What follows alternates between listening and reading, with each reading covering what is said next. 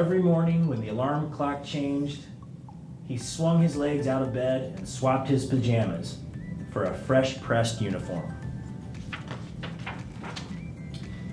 He would wind his watch and set a pot of water to boil, saying to the sugar bowl, a spoonful for my oatmeal, please, and 2 for my teacup.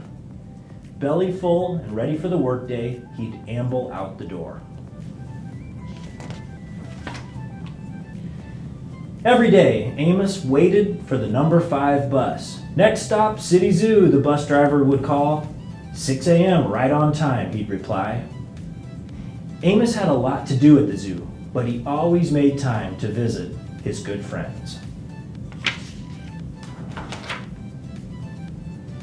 He would play chess with the elephant, who thought and thought before making a move.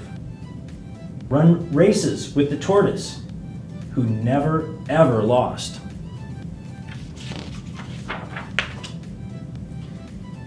Sit quietly with the penguin, who was very shy. Lend a handkerchief to the rhinoceros, who always had a runny nose. And at sunset, read stories to the owl, who was afraid of the dark. One day, Amos awoke with the sniffles, and the sneezes, and the chills. He swung his achy legs out of bed, curled them back again, and said, "Ugh, I don't think I'll be going to work today." Meanwhile, at the zoo, the animals waited for their friend. The elephant arranged his ponds and polished his castles. The tortoise stretched his legs and limbered up. The penguin sat patiently all by himself. The rhinoceros worried that his allergies were worsening.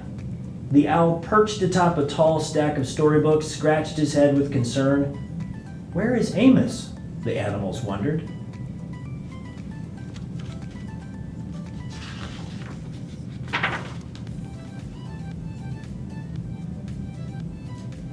Later that day,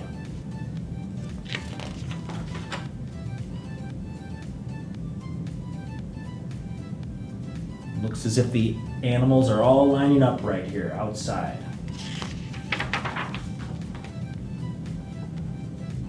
They're now on a bus. Where might they be heading?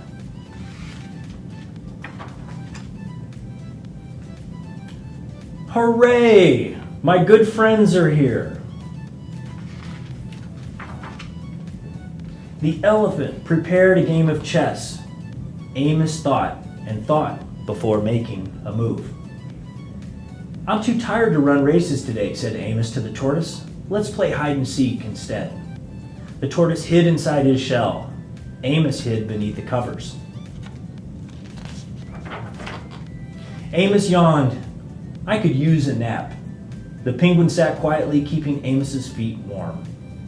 Achoo! Amos awoke with the sneeze, and the rhinoceros was ready with the handkerchief. I'm beginning to feel much better, thank you, said Amos to his friends. He swung his legs out of bed. Perhaps we'll share a pot of tea.